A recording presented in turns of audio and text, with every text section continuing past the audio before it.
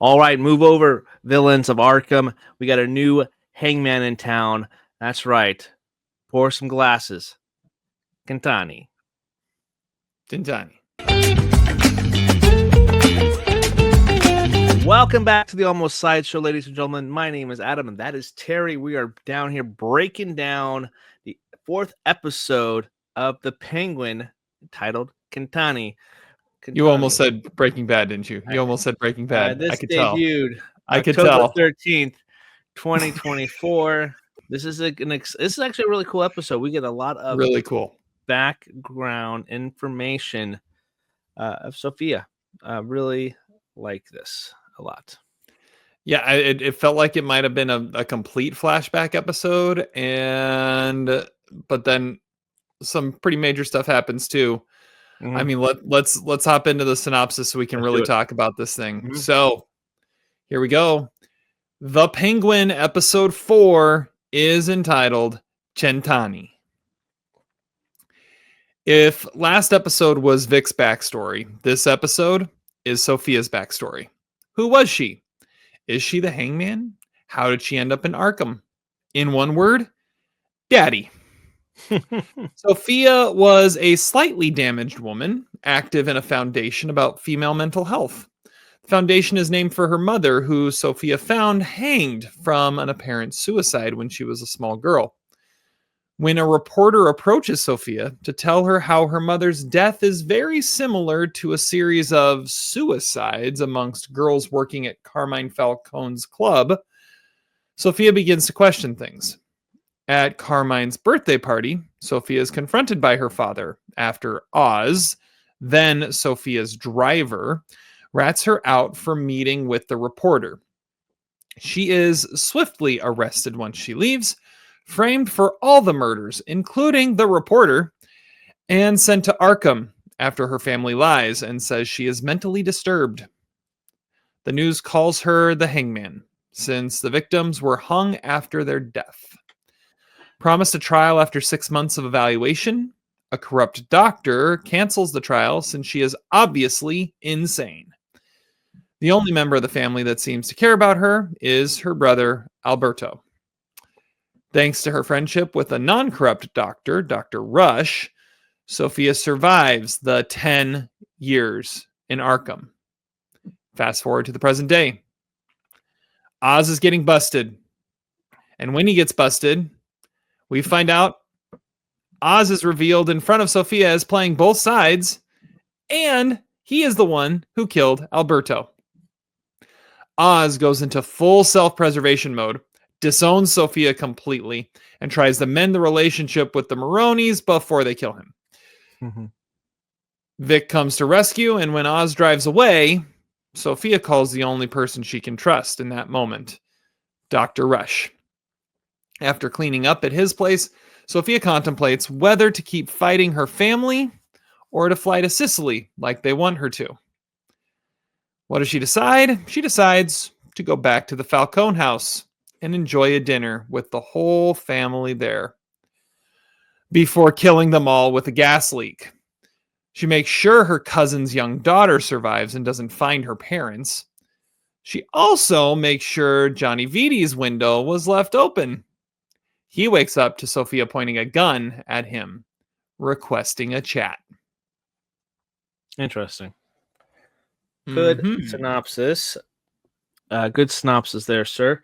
This is a really cool episode, especially like how it ends. I think it's a lot of questions over, especially why did she pick Viti? I think she had plenty of time to like rat that guy out there, and she was giving him the stink eye quite a bit at that dinner table there too. I like how he says, what's the guy's name? Milos has a higher body count than I do, and they're like, oh, Sofia, stop talking like that at the table.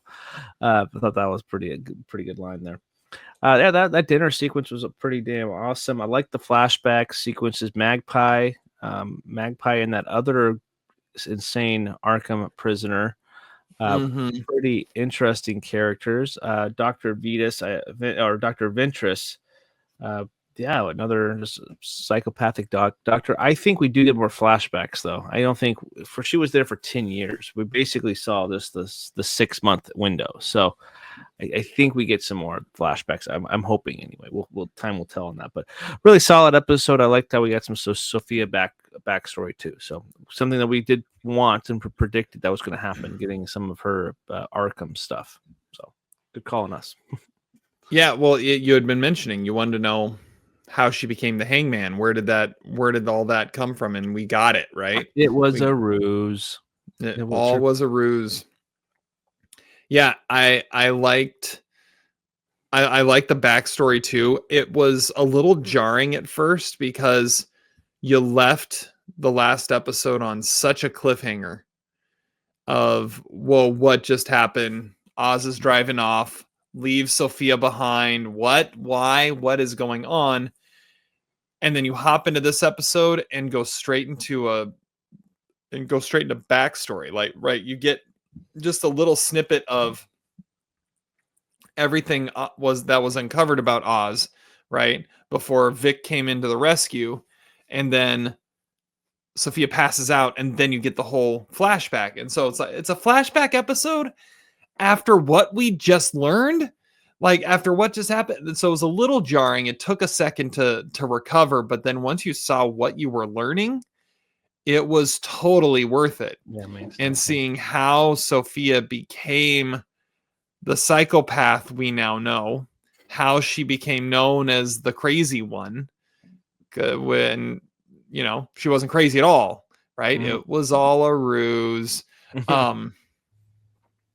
But I mean, being 10 years in an insane asylum will get you there too. Yeah. And I think the ending is interesting. Like, Johnny Vidi's left. He's the only one left. And it was funny when that happened, my wife's immediate reaction was, oh, she can play him. Mm-hmm. Like she handpicks, like, this is the one that has enough power that I can manipulate. And mm-hmm. that's why he's the one I'm gonna save, because I can't do this by myself. Obviously, I can't trust anybody, especially Oz, as she was trying to trust him. Mm-hmm. Who's now on the run to who knows where. I'm sure we'll find out next episode. But yeah, you get so much into who Sophia is, why she is who she is, and then she goes like full Michael Corleone and like, let's just like wipe out everybody and start over here, burn it down, so that I can be the Don, and see what happens from there, which was the plan the whole time. Mm-hmm. Until Carmine got upset that she, developed a conscience. Mm-hmm. Damn, and now we know why the rift between her and Oz is now too, because he was the one who got her into prison to begin with. And I get what Oz is doing.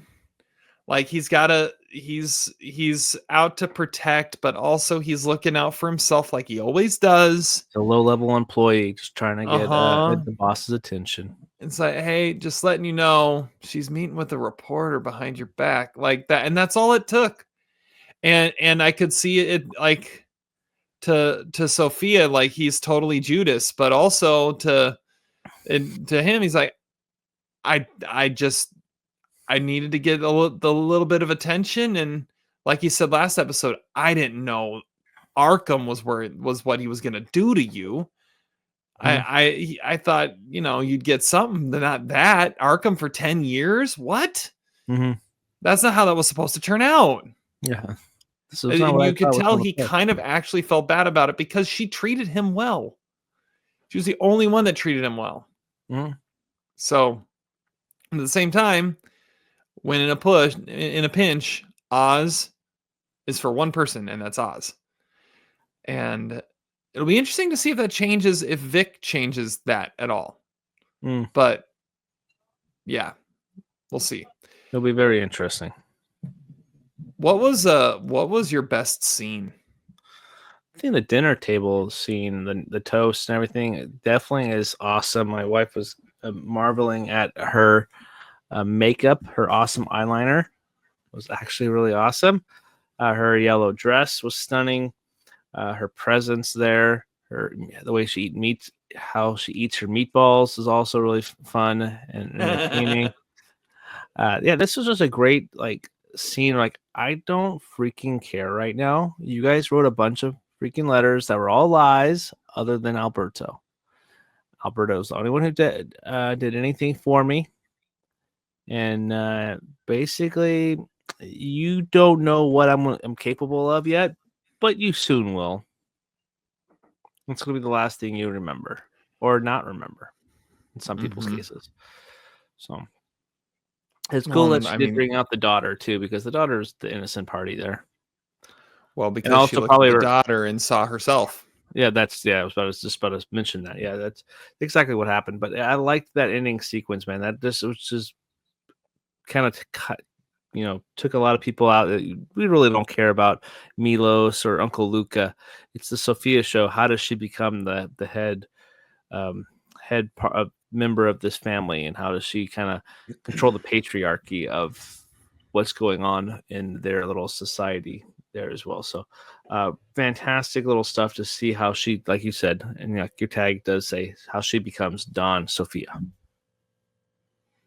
Is it Donna Sofia, since she's a woman? It might be Donna Sofia. Yeah, Donna Sofia sounds better. I don't know. Donna Sofia. It might be. I could be wrong, but I'm going with Dawn. She's the Dawn. She's the man, apparently. I had that scene. I had a couple scenes written down, but that was definitely one of them, and especially the toast, because that's really what makes that scene, is her toast. The toast to the table. I love how she interrupts Luca to do it. Yeah, that's great. Completely just pours her wine out all the way to the top. It's great too. What the hell are you doing here? Supporting Luca, same as you. Yeah. Don't worry about it. Yeah. And yeah, all the stuff she just kind of walks through, and you get where she's at in that moment.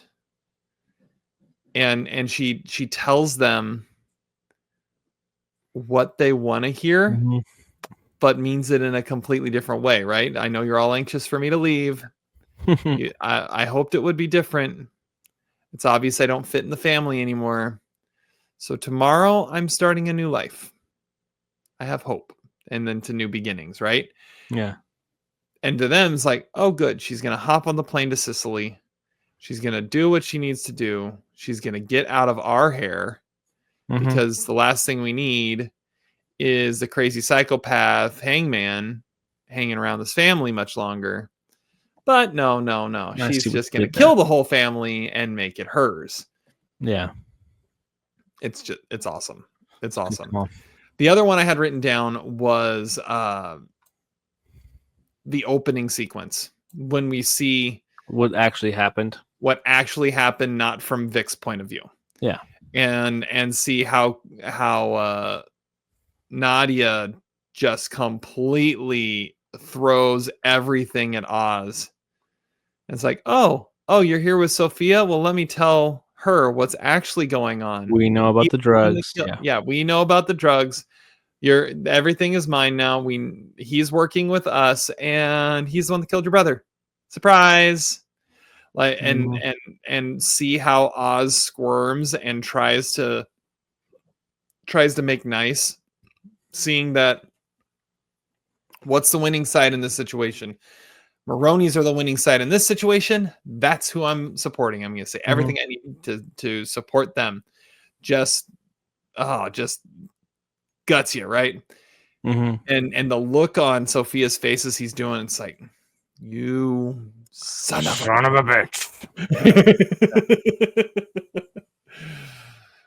Which leads to the douchebag award. It's Oz.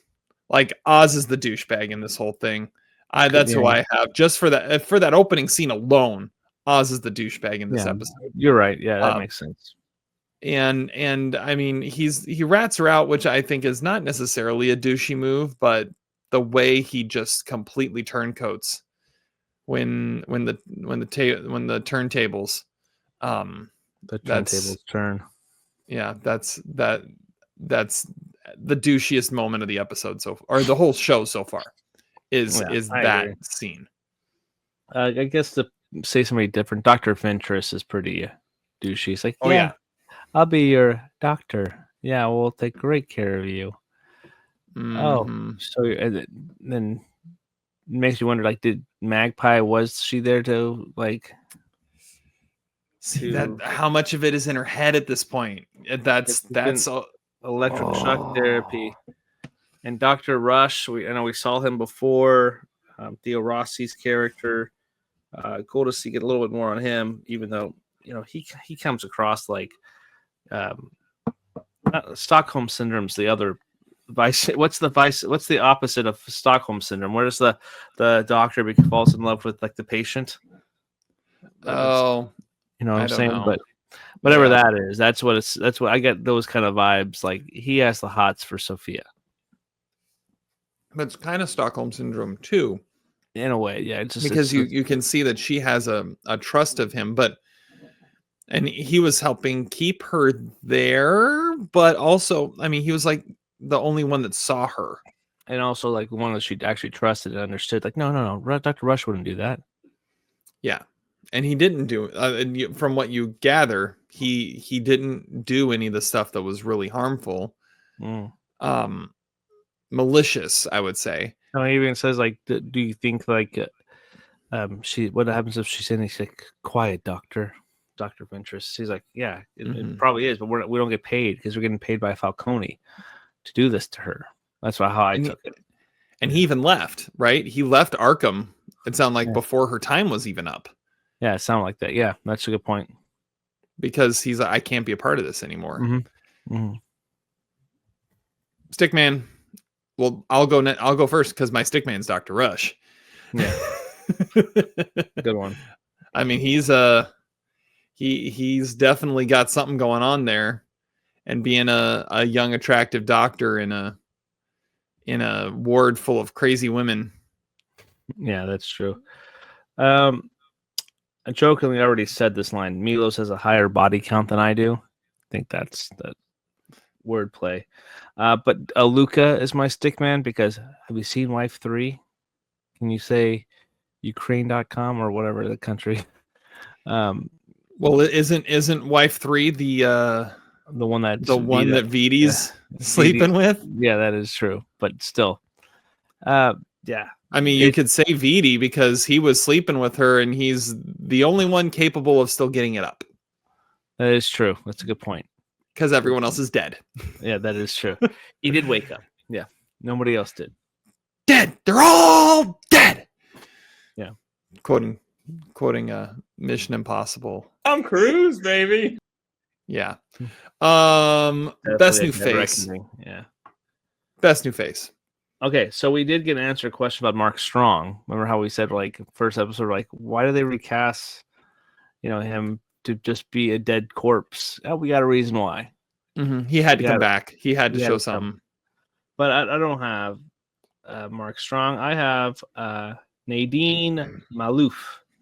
Mhm. Summer Gleason's character as the reporter who confronts Sophia. I think that's a very interesting story. You knew that she was going to die. Once you start digging, I thought the flashbacks, that could be also top scene is with the flashback of her mother, where it's revealed like there's scars on his hands. That's a crazy scene there And blood too. under her fingernails and Yeah. So yes, Summer Gleason actress Nadine Malouf. Maloof. That's who, I think it's Maloof. Malouf. That's who I have as my new face of this episode. But Mark Strong is an honorable. It's a good choice too. Yeah, I'll talk a little bit more about Mark Strong then. Because I had Summer down, I had Dr. Ventress down. We hadn't seen him yet, but I think Mark Strong is the interesting one here because it's Mark Strong, Yeah, he's right? always And yeah. I remember saying in the first episode, it's an odd choice to go with Mark Strong to replace John Turturro. Like That's very true. those don't equate, but when you look at it and like, okay, he's going to play a younger version, slightly younger, of John Turturro. Oh, okay. But then you see what he's capable of. Like, Mark Strong is always the squeaky clean. He's never the maniacal one. He's never the bad guy. Unless you have like CGI green suits. I think that's pretty much it. But I mean, you look through Kingsman, it's not a squeaky clean Kingsman, character. he's squeaky clean. Yeah, I mean,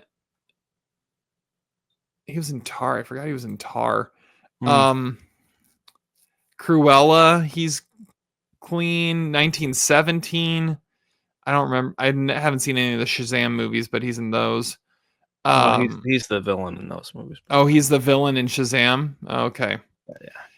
But I mean, you rarely see him play the bad guy. And here, not only is he the bad guy, but he is menacing. And it works. The crime boss.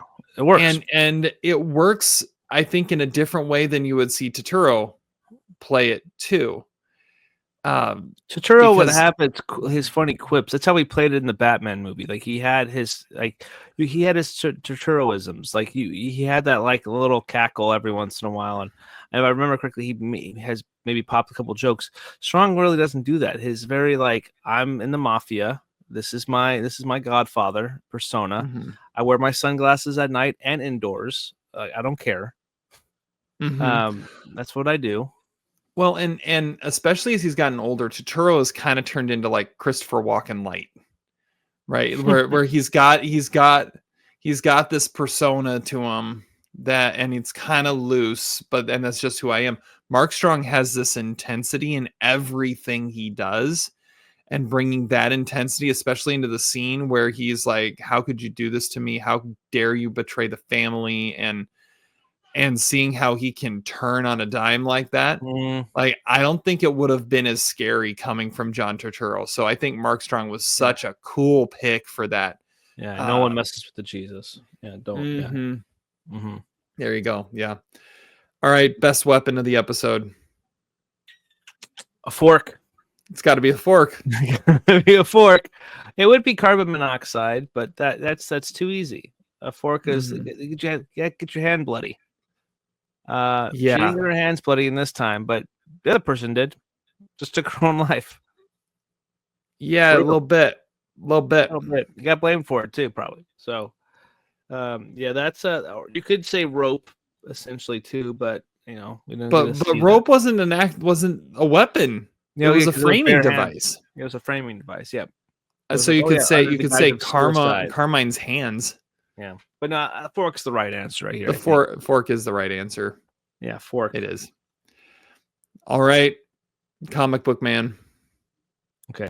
Best callback. Did some research on Dr. Ventress. Hadn't heard about this guy before. Come to find out, he was never necessarily a doctor. In this universe, he's a doctor. And Gotham apparently does this other doctor really well called Hugo Strange, which is another like really popular. That's a really good like comic book doctor there. But so what is the problem with Marvel and DC copying each other? Like, really, DC has their own Doctor Strange. Yeah, and DC has their own Captain Marvel that they had to rename Shazam. And I find it funny. Anyways, continue. Yeah. Hugo Strange. That's the guy right there. That does not look like Benedict Cumberbatch. I'm sorry. No, it doesn't. He just looks cooler. He's not British.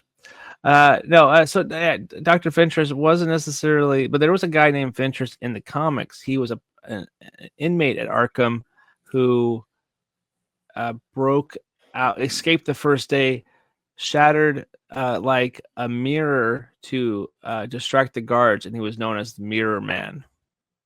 That's pretty much what I got from the superhero wikis there to kind of expand that character. So I was like, because whenever they introduce a character on this show, I've been like, wait, they can't just introduce something like that. Is it tied to something? Is it like a little Easter egg? Especially we have this.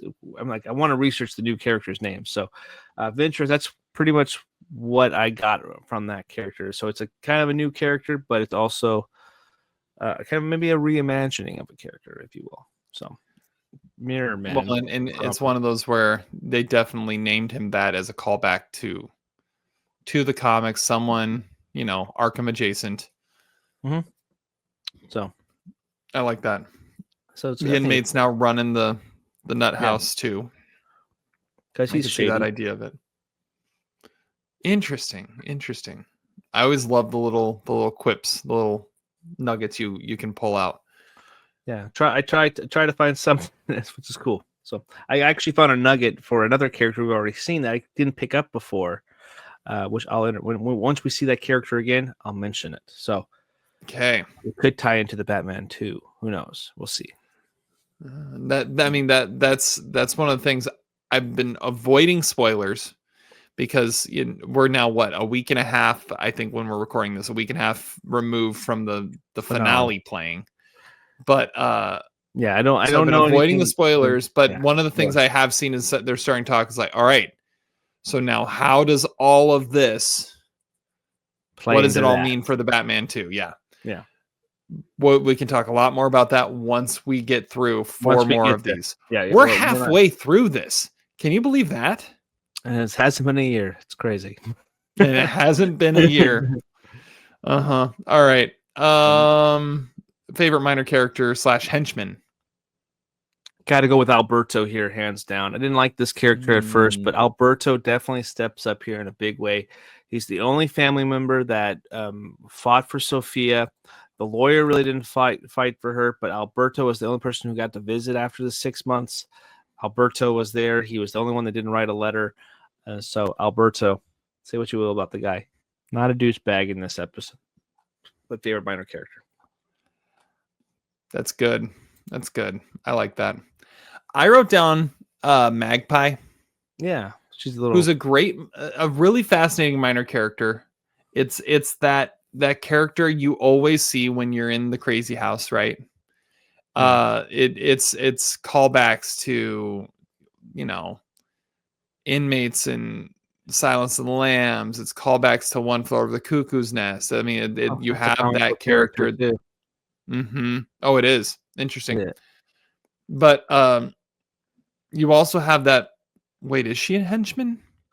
Magpie is a supervillain appearing in American comic books published by DC Comics. She was created by John Byrne and first appeared in the Man of Steel #3. So this is an actual character that was thrown into Arkham that was a villain. Here's another. Oh, that's also very interesting. Was an enemy of Batman with an obsession for shiny objects. Did appear in Man of Steel 3, affiliations with the Black Lantern Corps and the Suicide Squad. Her abilities are gadgetry and weaponry, and has 3 different iterations in the comics or from different media out there as well. So there's that little on the Batman wiki for Magpie, because that's one character I actually didn't look up, but I was like, I'm gonna check this out real quick. So that's interesting. Well, I thought it was going to be like it would make sense. Cheap Harley Quinn. I was like, please don't be Harley. I was like, we don't need another Harley Quinn. Yeah, the other one's singing on Broadway right now. I will say I've kind of liked how they've stayed away from the obvious stuff. Like there's just the little nods. Like having the Arkham character named Magpie, having a Ventress when that's a character. Like the tiny little subtle nods are kind of cool.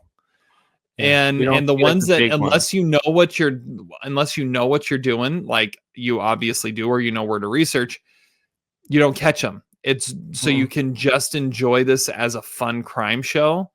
But if you want to dig and find your comic book references, they're there.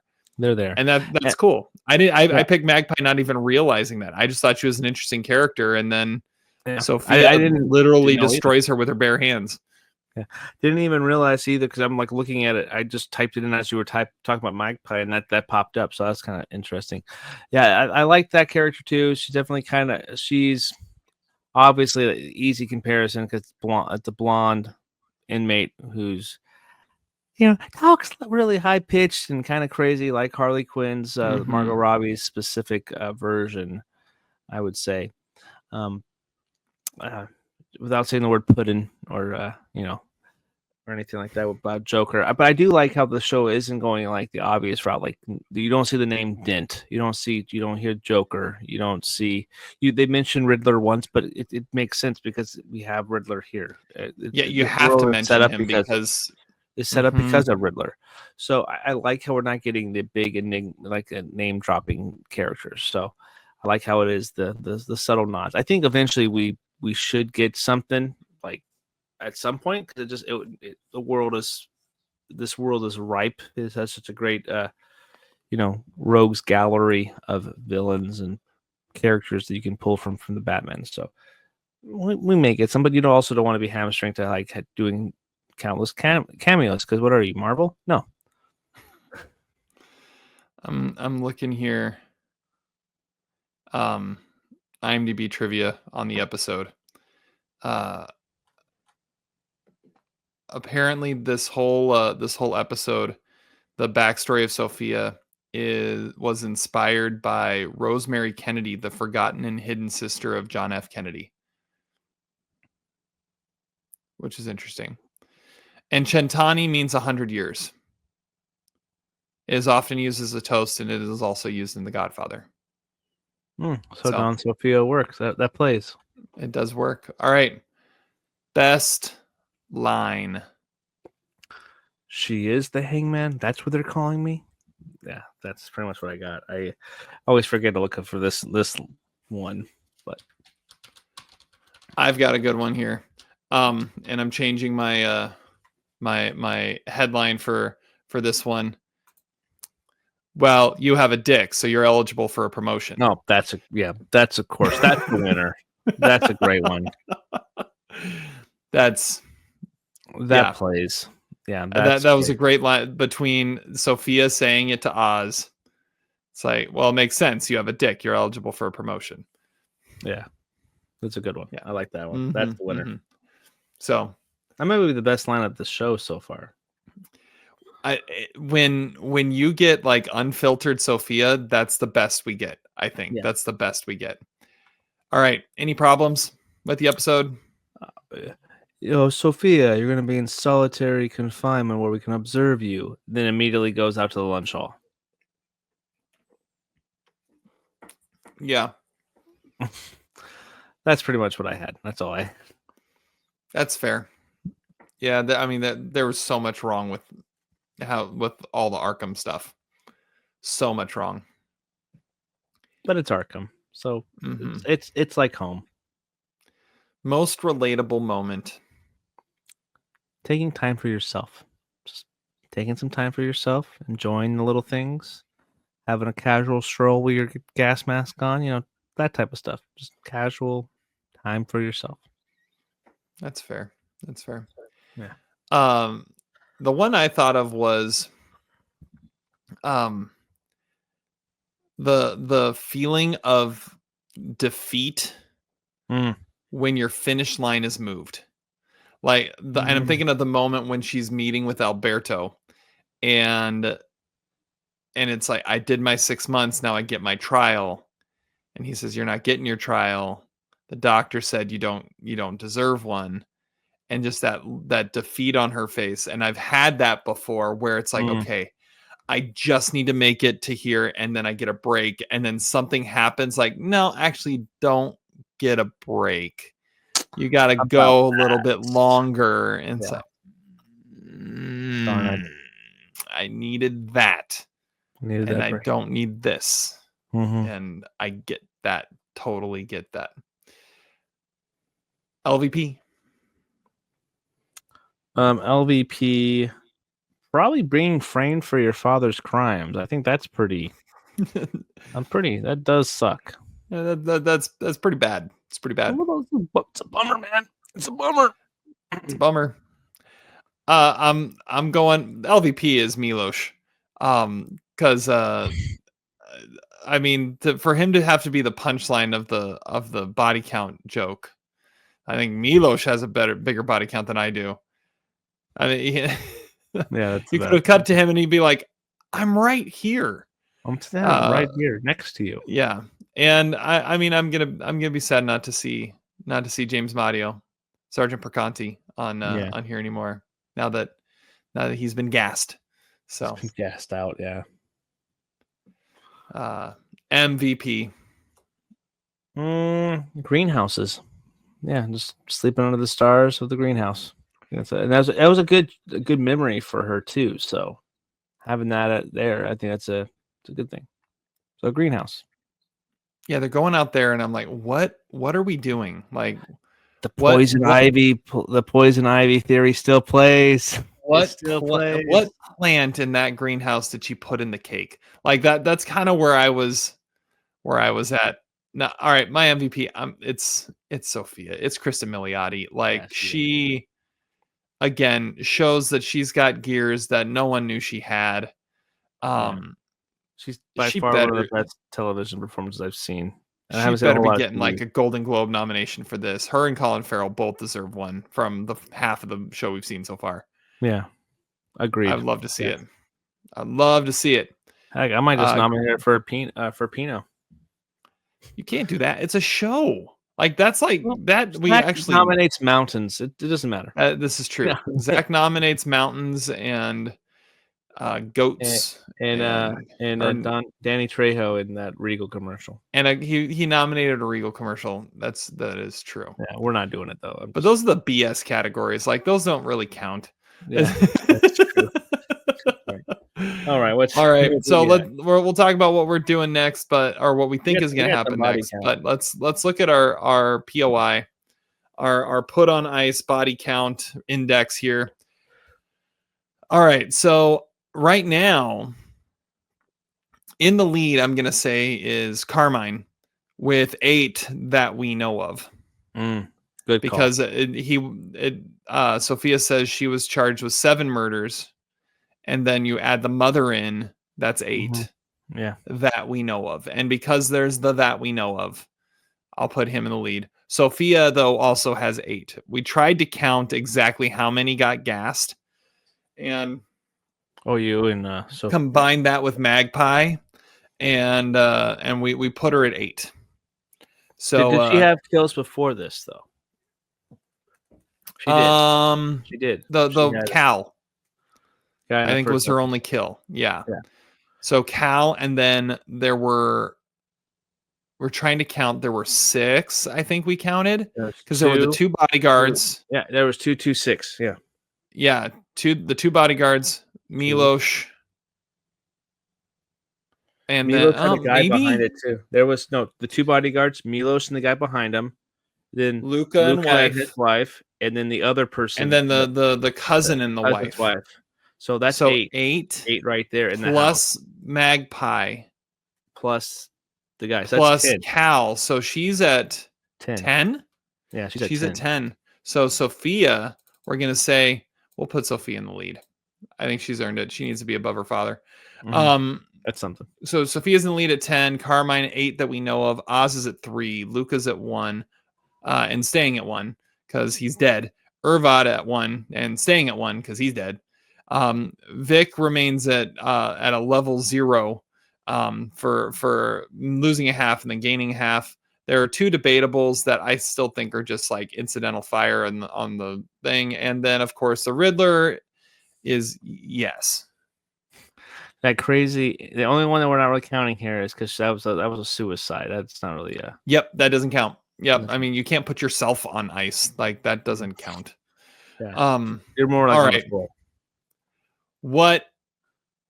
What's coming up? What we've got 4 episodes to go in this thing.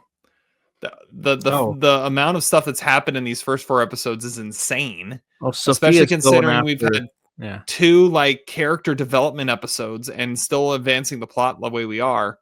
Yeah. What's happening? Sofia is going after Oz here, and I wouldn't be surprised if we see her pay a visit to his girl, his alibi. Eve, I think that's her name, right? Eve, right? I think that's her name. I think so. And also, I wouldn't be surprised if she paid his mother a visit. Well, I mean that might be where he's at, so that would make sense. Yeah, it tracks. Yeah. So I would love to see that. Yeah, that'd be interesting to see those confrontations. because there's got to be something where he goes, she's gonna go after him. But does she bother with it now? Does she wait Or she tries until to take down. So she, because yeah.